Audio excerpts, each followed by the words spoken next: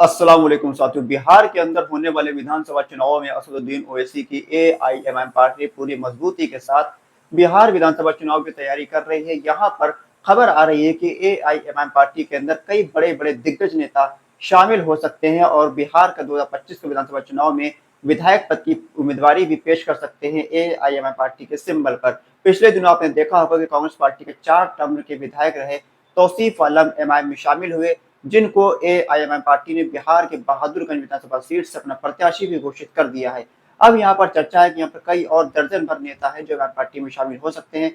हालांकि यहाँ पर एमआईएम पार्टी के अंदर कुछ बगावत के सुर भी देखने को मिल रहे हैं। तौसीफ आलम को टिकट देने को लेकर बहादुरगंज विधानसभा के जो एमआईएम पार्टी के कार्यकर्ता हैं, उन्होंने ये ऐलान किया है कि 30 अप्रैल तक अगर टिकट ना बदला गया, प्रत्याशी को ना चेंज किया गया, तो उस स्थिति में पूरी की पूरी बहादुरगंज की एमआईएम की यूनिट इस्तीफा दे देगी। लगभग 130 लोगों ने सिग्नेचर कर इस बात को आह्वान एमआईएम पार्टी के हाईकमान से किया है, आलाकमान से किया है। हालांकि आलाकमान जो है अख्तर लिमान साहब, उनका ये ऐलान है। उन्होंने ये कहा है कि हम लोगों को मनाने की कोशिश करेंगे, वो सब हमारे अपने हैं, हम उनसे बात करेंगे, हम उनको कोशिश करेंगे पूरी तरीके से कि पार्टी के मिशन को, पार्टी के मकसद को तवज्जो देकर आगे काम करने की कोशिश करें। पार्टी जिसको भी टिकट दे, पार्टी आप उसके साथ रहें। अब यहाँ पर देखना होगा कि ये लोग क्या इमाम पार्टी के साथ जुड़े रहेंगे या फिर बगावत कर देंगे, जैसा कि उनके सुर दिख रहे हैं। हालांकि एआईएम पार्टी बिहार के अंदर काफी मजबूत हो चुकी है। बिहार के अंदर विवाह के पत्रकार हैं सीमांचल के इलाके के, उन्होंने ये बयान दिया है कि इतिहास रचने जा रही है एआईएम पार्टी बिहार के सीमांचल के अंदर एक बार फिर से। पिछले बार एमआईएम पार्टी ने यहाँ 5 विधानसभा सीटों में जीत हासिल कर सबको चौंका दिया था, लेकिन इस बार उससे भी बड़ी जीत होने की आशंका सीमांचल के इलाके से इमाम पार्टी के लिए आ रही है। इमाम पार्टी में कई बड़े दिग्गज नेता शामिल होने के लिए लाइन में खड़े हुए हैं। इमाम पार्टी के जो 4 विधायक तोड़कर राजद में शामिल हुए थे, तब यह लग रहा था कि इमाम पार्टी का वजूद सीमांचल से खत्म हो जाएगा, सीमांचल में इमाम पार्टी का कोई नाम लेकर नहीं रहेगा। लेकिन महज 1 साल के अंदर ही आपने देखा कि इमाम पार्टी के अंदर कांग्रेस पार्टी के 4 टर्म के विधायक रहे तौसीफ आलम शामिल हो गए। 2 टर्म के विधायक जेडीयू के मुजाहिद आलम की भी चर्चा है कि वो भी इमाम पार्टी में शामिल होने वाले हैं।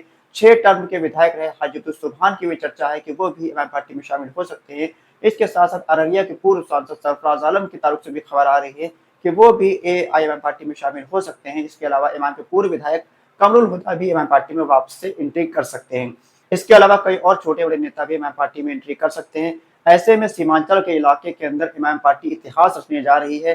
सीमांचल के इलाके के अंदर पिछले बार से भी ज्यादा बड़ी ताकत के बनकर इमाम पार्टी खड़ी होने वाली है और इमाम पार्टी के जो अख्तुल इमान है, वो बिहार के डिप्टी सीएम पद के लिए अपना नाम भी दे सकते हैं। अगर इमाम पार्टी के पास 8 सीट 10 सीट आ जाती है, तो ऐसी स्थिति में इमाम पार्टी के पास अगर सरकार बनाने का मौका आएगा, सरकार बनाने के लिए हिस्सेदारी की बात आएगी, किसी को समर्थन देने की बात आएगी, तो उसमें इमाम पार्टी बड़ी शर्त रख सकती है कि एआईएमआईएम पार्टी के पास इमाम पार्टी को, अख्तुल इमान को बिहार का डिप्टी सीएम बनाया जाए। ये दिन दूर नहीं जो इमाम पार्टी के लोग सपना देखते थे कि हमारा डिप्टी सीएम होगा किसी राज्य के अंदर, तो बिहार के अंदर ये चीज हो सकती है। इस बार बिहार के विधानसभा चुनाव में इमाम पार्टी को अगर 8 या 10 सीटें मिल गई और सरकार बनाने के लिए इमाम पार्टी की जरूरत पड़ी, तो एआईएम पार्टी यहाँ पर बिहार का डिप्टी सीएम पद भी अपने पास ले सकती है। अख्तुल इमान बिहार के डिप्टी सीएम भी बन सकते हैं, ऐसा कहना है बिहार के ही सीमांचल के इलाके से आने वाले एक पत्रकार का। उन्होंने ये ऐलान किया है कि इमाम पार्टी पिछले बार से ज्यादा बड़ी ताकत बनकर इस बार उभर सकती है।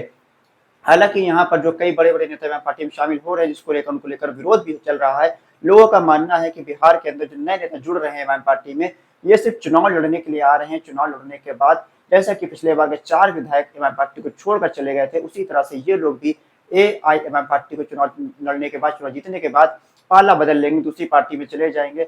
हालांकि जो 4 विधायक गए हैं वो इस वक्त पछता रहे हैं, उनको नुकसान होने का डर है, उनको चुनाव में हारने का डर इस वक्त सता रहा है। उनको ये लग रहा है कि अपने चुनाव में इमाम पार्टी के सिंबल पर चुनाव लड़े थे, चुनाव जीते थे, आवाम ने जिताया था, लेकिन अब वो इमाम पार्टी को छोड़ दिया है, तो आवाम उनसे खफा है, आवाम उनसे नाराज है और इस बार उनको सबक सिखाने, इसको उनको नकारने का काम करे, क्योंकि इनने इनको वोट नहीं दिया था, बल्कि इनके जगह पर इमाम पार्टी को बैरिस्टर असदुद्दीन ओवैसी के नाम पर वोट दिया था। ये लोग तो ओवैसी साहब के नाम पर चुनाव जीत कर आए हैं, ऐसा वहां की आवाम का कहना है। अब यहाँ पर देखना होगा कि एआईएमआईएम पार्टी बिहार के अंदर क्या बड़ा राजनीतिक गुल खिलाती है। 3 मई को बैरिस्टर असदुद्दीन ओवैसी की बिहार के अंदर रैली होनी है।